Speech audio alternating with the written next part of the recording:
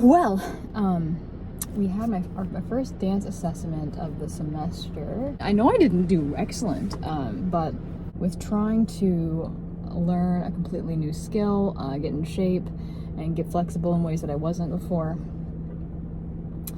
I felt like I was lagging behind the class the whole time. It was very stressful in a kind of, cool growth edge kind of way.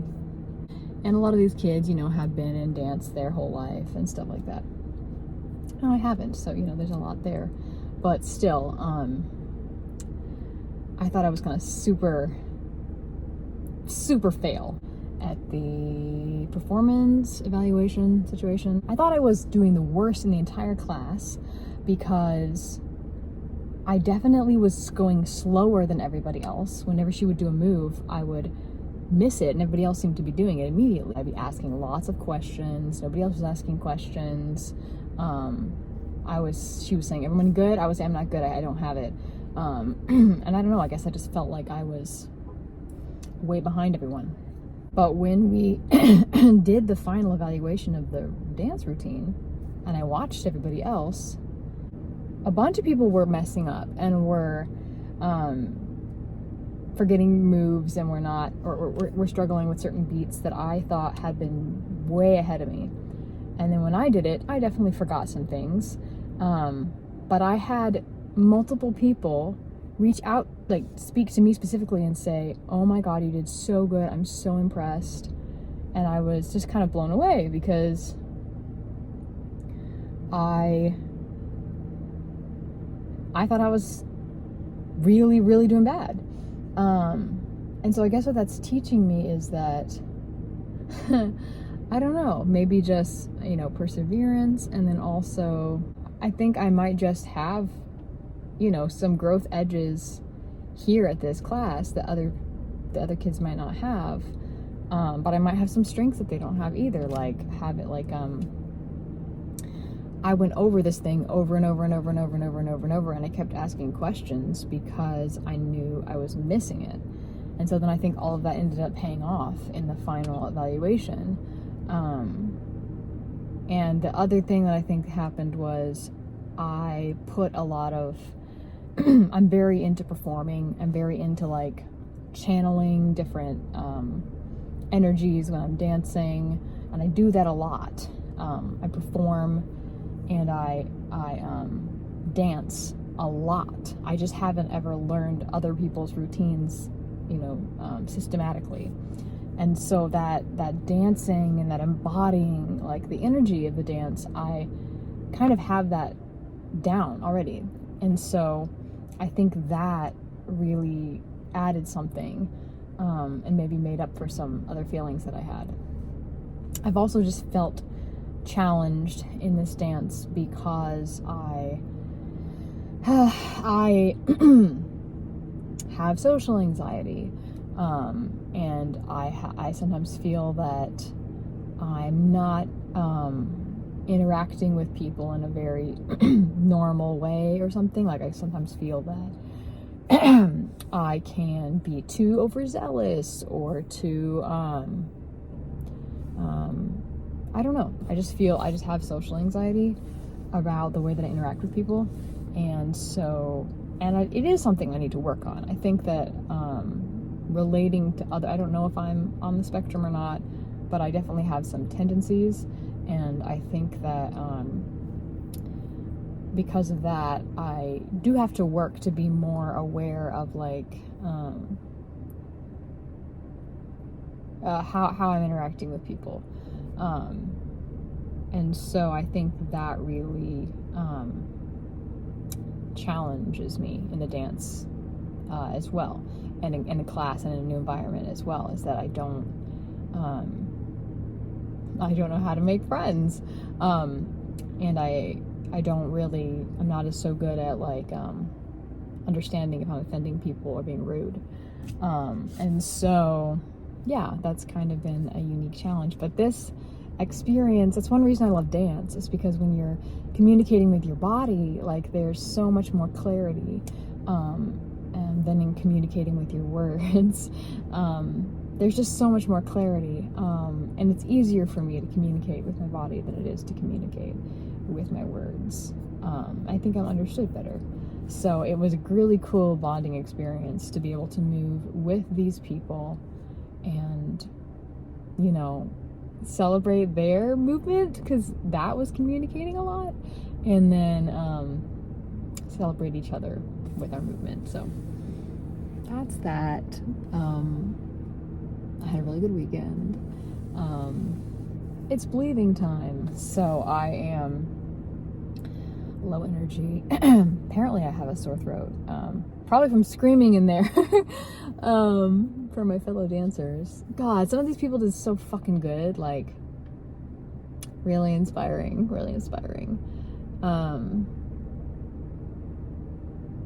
Yeah, I do feel a little bit more settled. You know, like I do feel, I know that the way to like make friends and just get along with people and make people comfortable is to kind of not try and to sink into just kind of a natural way of conversation, which is a challenge for me. But I think I am kind of sinking into my comfort level of who I am, and maybe people are also just getting used to me, and so it's a little bit more easygoing. You know, I've had more spontaneous, natural interactions with people. There are some people in the class that I really admire. The way that they dance, the way that they carry themselves, the things that they've talked about caring about. So I feel really honored to share a space with a lot of these really magnificent beings. And yeah, there is something that reminded me of my spiritual spaces, just getting to kind of sit on the floor and share feedback of the dance. So many people were describing things like, you know, you led from your heart, or you were you know, having a conversation with me with your, you know, with your movement, or things like that just really spoke of like magic and resonance and the kind of ways that I'm used to communicating with those in my spiritual circles. So that felt really intimate and cool to get to share that language, which is like the language of art, I guess, but specifically body art. Like that feels really, and expression, dance, that feels really important to me and spiritual to me. So I do want to say I feel really comfortable in the dance space here, because there are definitely more queer people there than I've met in my other classrooms and just walking around, and we get to interact with each other more, and jazz is in and of itself, you know, a lineage of people of color, and African Americans, and so is hip hop, and so I'm taking a jazz and a hip hop class, and I feel that that's really important to me. Like I started getting interested in jazz and hip hop during the BLM riots, when I was locked up in COVID, and I was like learning a lot about things that I didn't know about before, about Black history, and in that I was learning dances, and I was experiencing shock from having not known about like the African American travesties that had gone on in our history, and all of the racial inequality that I somehow didn't know about. And so I was experiencing shock and grief and anger and all of these things, and I just didn't know what to do other than educate myself, for the most part, in quarantine. And so all I knew to do was to do magic, but my magic is European magic, and I don't know, I was just sitting with it, and I had started dancing for the goddess and using that to raise energy. And so I began learning some jazz and hip hop, and dancing it around the street corners around my house around my street to raise energy and to celebrate street dancing and African American dancing. And then I started learning more about I was very interested in like the queer community, but I started learning more about like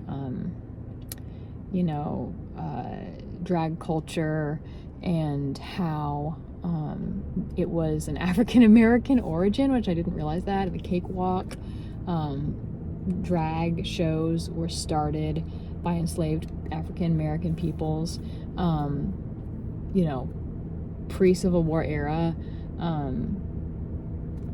Illegally, they'd throw these parties of revolt and of rebellion,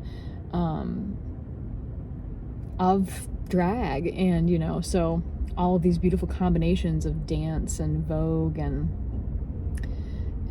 jazz and hip hop, and learning about all that stuff during the pandemic was really, really special to me. And I feel that that's part of what the goddess is doing, and me in serving her, that began weaving into my purpose.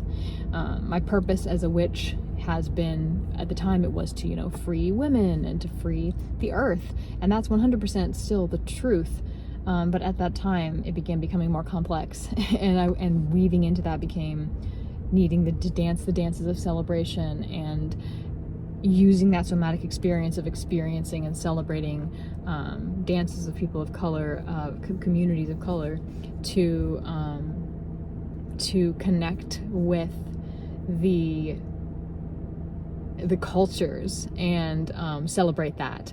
And I began to just be so enamored with and enthralled with these histories of these communities who had been doing something that I was trying to do now for generations. Like what I'm trying to do now is like a first generation, trying to dance, on the streets, trying to celebrate without, liberated without being told, what I can and can't wear, trying to say, hey, I don't agree with your gender norms of what I can wear, what I can say. All of these fights have been going on in these communities of color for like a lot longer, and have just been in their culture for longer, and they've been fighting for a long time. And so just getting to be a part of that, getting to realize the solidarity there feels really important, and it feels to me like the mission of the goddess, to free all of us, and the dances of the African Americans, and the dances of the Africans, and the dances of the people of color in the urban areas of the United States, and the dances of jazz, and these things are really rich with liberation. It's woven into every bit, and rebellion, and in the most radical ways, not just kind of like, no, don't hurt us with a little sign, please government. Like radical. We know what we are owed. We are owed to dance the way that feels good to our bodies, and we're gonna make it happen, if it's secret or whatever. And that's what I believe in. I know everyone's like, peaceful protest, and yeah, you got a peaceful protest, right? And sometimes you should demand your cultural autonomy, and that's what they did with jazz, and that's what they did with hip hop, and that's what we still need to continue to do today. So yeah, there's my spiel. Honored to be a part of this lineage, and participating, and learning about it, embodying it. I'm grateful for this extra flavor to the way that I am seeking the goddess's mission.